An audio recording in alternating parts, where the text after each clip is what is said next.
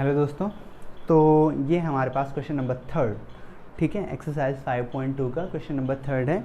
इसमें हमसे ये फिगर दिया गया है और पूछा गया है कि इस फिगर में जो अननोन वैल्यूज़ हैं उसको क्या करो, फाइंड आउट करो। अननोन वैल्यूज़ को फाइंड आउट करो। तो यहाँ पे देखो, हमें केवल एक एंगल का मेज़र दे रखा है, दैट इज़ द 125 डिग्री, और हमको बाकी जो एंगल्स हैं A B C D E F, इनकी वैल्यू फाइंड आउट करनी है। ठीक है, तो हमने अभी तक जितनी भी प्रॉपर्टीज़ पढ़ी हैं पैरेलल लाइंस की या ट्रांसवर्सल लाइन की, या जितने भी टाइप के एंगल पढ़े हैं, उन सारे एंगल्स को कंक्लूड करते हुए हम सबको अप्लाई करेंगे इस क्वेश्चन में और इन सारी वैल्यूज़ को फाइंड आउट करेंगे।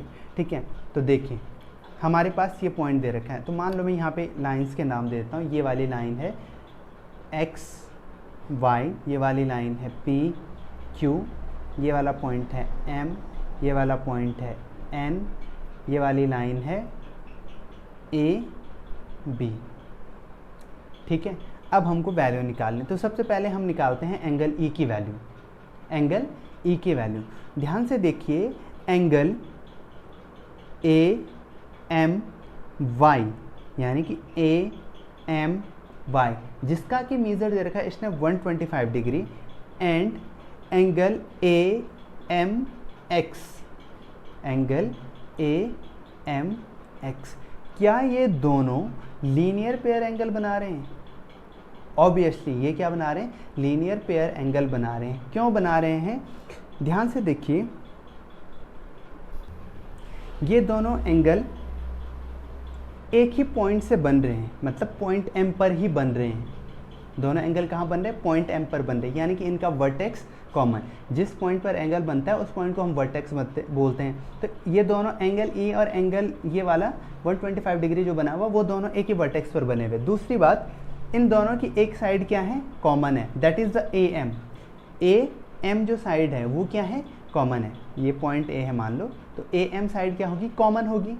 तो ये दोनों एंगल क्या होगी? पहली बात तो एडजेसेंट एंगल होगी। अब हमने बोला था कि एडजेसेंट एंगल में भी एक स्पेशल टाइप होता है, जहाँ पर जो नॉन कॉमन आर्म होती है वो क्या होती है? अपोजिट डायरेक्शन में होती है। ठीक है, इसकी डायरेक्शन इधर के लिए, इस वाले एंगल के लिए इधर के लिए, और इस वाले एंगल के लिए इधर के लिए। तो ये दोनों क्या है? अपोजिट डायरेक्शन में। ठीक है, तो हमने बोला था कि अगर ऐसी कंडीशन हो तो लीनियर पेयर वाले जो एंगल होते हैं उनका सम कितना होता है? 180 डिग्री होता है। इसका मतलब क्या है कि angle A M Y plus angle A M X is equal to 180 degree होना चाहिए। ये मीज़र है बेसिकली इनका। ठीक है, यहाँ पे एम लिखा जाता है, एम फॉर मीज़र, तो इनकी वैल्यू की बात कर रहा हूँ। तो measure of angle A M Y हमको गिवन है, यही पूरे क्वेश्चन में हमको गिवन है, इसी की मदद से हमको बाकी क्वेश्चन को सॉल्व करना। तो ये है 125 plus measure of angle A M X, वो है ई इज इक्वल टू 180। अब क्या ये हमारे पास लीनियर पेयर इक्वेशन बन गई? अगर आपको ध्यान हो, हमने आगे अलजेब्रिक इक्वेशन सॉल्व किए थे, तो कैसे सॉल्व करते हैं? इस वाले टर्म को इक्वेशन के इस तरफ लेके जाएंगे, तो ई इज इक्वल टू आ जाएगा 180 माइनस 125, तो ई की वैल्यू कितनी हो जाएगी? हो जाएगी 5, और ये हो जाएगा 55 डिग्री। तो ई की वैल्यू कितनी आ जाएगी? 55 डिग्री आ जाएगी। चलो भाई, ई की वैल्यू आ गई है। अब अगेन मैं यहाँ ई की वैल्यू रख लेता हूँ। ठीक है, ये हो गया 55 degree. Again line X Y और लाइन ए एन को ध्यान से देखो, या ए बी को ध्यान से देखो। ये है आपकी X Y line, X Y, और ये है आपकी A B line, A B. ठीक है, ये वाला एंगल आया आपका, ये वाला 55 डिग्री। ठीक है, तो इसके ठीक अपोजिट में बनने वाला जो एंगल होगा, क्या वो वर्टिकली अपोजिट एंगल है? ऑब्वियसली वो क्या है? इसका वर्टिकली अपोजिट एंगल है। जब दो लाइन एक दूसरे को किसी पॉइंट पर इंटरसेक्ट करती हैं तो वर्टिकली अपोजिट एंगल का जो मेजर होता है वो क्या होता है? सेम होता है। क्वेश्चन में हमारे पास ये वाला एंगल दे रखा है एफ, ध्यान से देखो, ये वाली लाइन और ये वाली लाइन, ये वाला एंगल का मेजर इसने एफ दे रखा है, तो हमको एफ की वैल्यू बतानी कि एफ की वैल्यू कितनी होगी। Because as the angle A, ये वाला पॉइंट एम है ना, A M X, angle as angle AMX and angle, यहाँ पे देख लीजिए कौन सा वाला एंगल, वाई एम एन, ये वाला पॉइंट एन है, ठीक है, मैंने यहाँ पे लिखा हुआ नाम, ये वाला पॉइंट एन है, तो Y M N and angle Y M N are vertically opposite angle, vertically opposite angles. तो हमने प्रॉपर्टी पढ़ी थी वर्टिकली अपोजिट एंगल्स की कि इनका जो मीज़र होता है वो क्या होता है, सेम होता है। इसका मतलब क्या है कि measure of angle A M X is equal to measure of angle Y M N, ठीक है। तो यहाँ पे measure of angle A M X कितना है भाई, ये है 55 डिग्री, तो मैं इसको ऐसे लिख सकता हूँ measure of angle M Y N, ये 55 हो गया। Measure of angle M Y M N कितना है एफ, तो एफ़ की वैल्यू भी कितनी आएगी 55। तो मैं इस क्वेश्चन में अगेन एफ़ की वैल्यू पुट कर लेता हूँ, आप इस क्वेश्चन को एज इट इज़ नोट कर लेना जैसे मैंने फिगर बना रखा है, जो मैं लिखता जा रहा हूँ। तो यहाँ पे हो जाएगा y की वैल्यू आ जाएगी 55 डिग्री। इसी तरीके से आप ध्यान से देखो angle A M Y, angle A M Y and angle X M N, angle X M N, N point को यहीं पे लिख लेता हूँ, आप कंफ्यूज हो जाओगे अदरवाइज। ये पॉइंट एन है और ये वाला एंगल बी है यहाँ पे, ठीक है। तो यहाँ पे X M N, X M N, ये वाला एंगल और ये वाला जो एंगल है वो क्या है, आपके वर्टिकली अपोजिट एंगल है। तो मान लो अगर इस क्वेश्चन में मुझे इस वाले एंगल की वैल्यू भी पूछी जाती तो मैं कितना बताता, measure of angle X M N, ये क्या है, वर्टिकली अपोजिट एंगल है, वर्टिकली अपोजिट एंगल, ठीक है। तो measure of angle X M N कितना हो जाता भाई, ये भी कितना हो जाता 125 डिग्री हो जाता है, बट हमसे क्वेश्चन में पूछा नहीं गया, ठीक है। अब हम बात करते हैं, अब हम पेयर ऑफ पैरेलल लाइंस और ट्रांसवर्सल लाइन की प्रॉपर्टीज़ का यूज करते हैं बाकी के जो एंगल बचे हुए हैं, यानी कि ए बी सी डी, इनको फाइंड आउट करेंगे। तो पहली बात यहाँ पे देखो ये वाला एंगल 125 डिग्री और ये डी वाला एंगल, यहाँ देखना एक्स वाई और पी क्यू क्या है, दो पैरेलल लाइंस हैं और इनको एक ट्रांसवर्सल लाइन ए भी कट कर रही है। तो ये वाला एंगल और ये वाला एंगल कैसे एंगल हैं, किस टाइप के एंगल हैं। पहला ऑप्शन है कि क्या ये अल्टरनेट इंटीरियर एंगल है, क्या ये interior angle on the same side of transversal line है, ठीक है, या क्या ये करस्पॉन्डिंग एंगल है। तो आंसर है कि ये दोनों जो एंगल हैं, ये वाला एंगल और ये वाला एंगल, इनका जो पेयर है वो पेयर बनाता है किसके, करस्पॉन्डिंग एंगल्स का, ठीक है। तो as angle A M Y and angle M N Q form a pair of corresponding angle, corresponding angle, ये क्या बनाते हैं, करस्पॉन्डिंग एंगल के पेयर बनाते हैं। तो हमने प्रॉपर्टी क्या पढ़ी थी कि करस्पॉन्डिंग एंगल का जो मीज़र होता है वो क्या होता है, सेम होता है। It means by property of corresponding angle, by property of corresponding angle, corresponding angles, measure of angle A M Y is equal to measure of angle M N Q.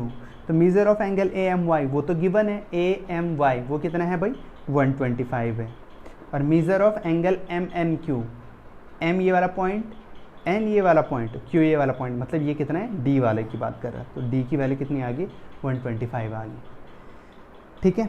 चलो भाई 125 आ गए। नेक्स्ट हम find out करेंगे ए की value find out करते हैं, ठीक है। ध्यान से देखो, जिस तरीके से ये वाला एंगल और ये वाला एंगल करस्पॉन्डिंग एंगल थे, उसी तरीके से इन दोनों लाइन के ऊपर की तरफ बनने वाले ये वाले एंगल और ये वाला एंगल भी क्या है, करस्पॉन्डिंग एंगल हैं।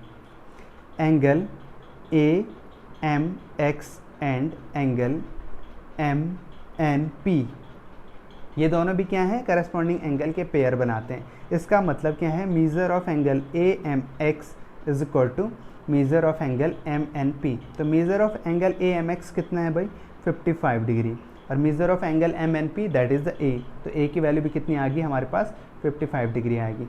तो हमारे पास ये वाला एंगल आ गया, ये वाला एंगल आ गया हमारा कितना, 125, और ए की वैल्यू कितनी आ गई, 55। अगेन ध्यान से देखो,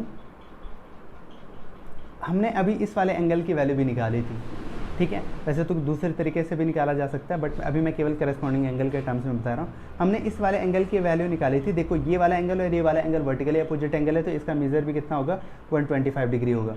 अब ये 125 डिग्री है ये वाला एंगल, तो इसके करस्पॉन्डिंग एंगल कौन सा है इसका, तो ये वाला एंगल है, that is the angle B. तो एंगल बी की वैल्यू भी कितनी हो जाएगी, 125 डिग्री हो जाएगी। एक तरीका तो ये है।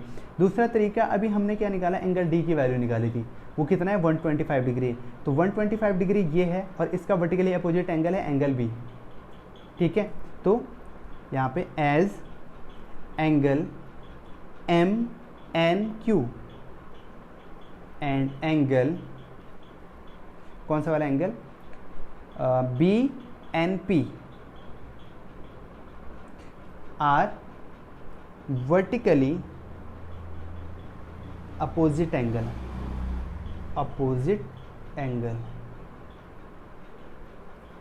तो कितना हो जाएगा, measure of angle M N Q is equal to measure of angle B N P. तो measure of angle M N Q कितना है, 125 है भाई। Measure of angle B N P कितना है, वो कि हमको दे रखा है बी। तो बी की वैल्यू भी कितनी आ गई यहाँ से, B is equal to 125 degree, ठीक है। तो हम यहाँ पे बी की वैल्यू भी लिख लेते हैं 125 डिग्री। अब केवल क्या बच गया, सी बच गया। तो सी की वैल्यू फाइंड आउट करनी है। तो ध्यान से देखो, यहाँ पे गंदा हो चुका है, मैं दोबारा बना रहा हूँ। तो इस फिगर में हमको निकालनी सी की वैल्यू। अगेन देखो, क्या ये वाला एंगल और ये वाला एंगल वर्टिकली अपोजिट एंगल है, जो कि दो लाइन के कट होने पे बनते हैं। एक तो ये वाली लाइन ए बी लाइन, जो ये ब्लैक में ड्रॉन है, ठीक है, और एक ये वाली लाइन, ठीक है, पी क्यू लाइन। तो पी क्यू लाइन और ए बी लाइन के इंटरसेक्शन पॉइंट पे, जो कि ये वाला पॉइंट था, जिसको कि हमने नाम दिया था पॉइंट एन इनका इंटरसेक्शन पॉइंट है। और इस पॉइंट पे क्या हो रहे हैं, दो वर्टिकली अपोजिट एंगल बन रहे हैं, एक ये वाला और एक ये वाला। तो हम यहाँ पे लिख सकते हैं as angle M N P and angle कौन सा वाला, Q N B are vertically opposite angle. कैसे एंगल है, वर्टिकली अपोजिट एंगल।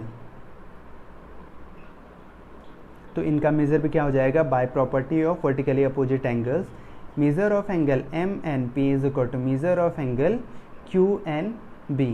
तो यहाँ पे हो जाएगा measure of M N P हमने निकाला था, वो था 55। तो 55 is equal to measure of angle Q N B हमसे दिया है सी, तो सी इज इक्वल टू 55 हो गया, ठीक है। तो पूरे क्वेश्चन को हमने सॉल्व किया। तो देखो हमारी वैल्यूज़ क्या क्या आई। सबसे पहले हमने निकाला एंगल ई की वैल्यू, तो मैं एक सीक्वेंस में लिख लेता हूँ, A B C D E. F भी था क्या,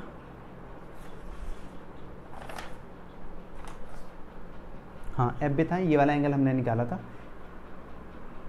तो ये हो जाएगा हमारा, ए की वैल्यू कितनी आई भाई, ए की वैल्यू आई हमारी 55 डिग्री, बी की वैल्यू आई हमारी 125 डिग्री, सी की वैल्यू आई हमारी 55 डिग्री, डी की वैल्यू आई 125 डिग्री, ई की वैल्यू आई 55 डिग्री, और एफ़ की वैल्यू कितनी आई 55 डिग्री। तो ये सारी वैल्यूज़ हैं जो हमने क्या कर ली, फाइंड आउट कर ली। यही क्वेश्चन में हमसे ये सारी वैल्यूज़ पूछी गई थी।